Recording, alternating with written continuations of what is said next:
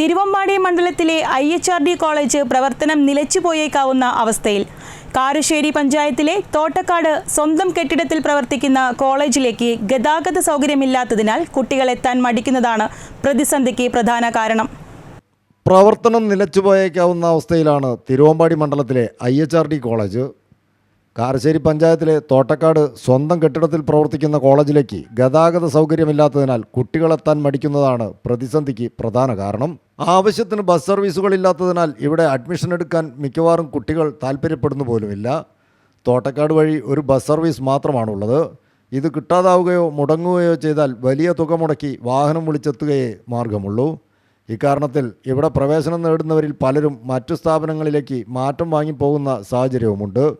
PG കോഴ്സുകൾ അനുവദിച്ചിട്ടും കുട്ടികളെത്തുന്ന കാര്യം സംശയമായതിനാൽ ഇതുവരെ ആരംഭിക്കാനായിട്ടില്ല. നേരത്തെ 2 KSRTC ബസ്സുകളടക്കം നിരവധി ബസ്സുകൾ ഈ റൂട്ടിൽ ഓടിയിരുന്നതാണ്. കോളേജ് സമയങ്ങളിൽ കൂടുതൽ ബസ് സർവീസ് തുടങ്ങാനായാൽ കൂടുതൽ വിദ്യാർത്ഥികളെത്താൻ അത് സഹായിക്കും. പ്രത്യേകിച്ച് മുക്കം, തേക്കുംകുറ്റി, തോട്ടക്കാട്, തോട്ടുമുക്കം വഴി അരീക്കോട്ടയ്ക്ക് KSRTC ബസ് അനുവദിച്ചാൽ അത് കോളേജിൻ്റെ പ്രവർത്തനവും സുഗമമാക്കും.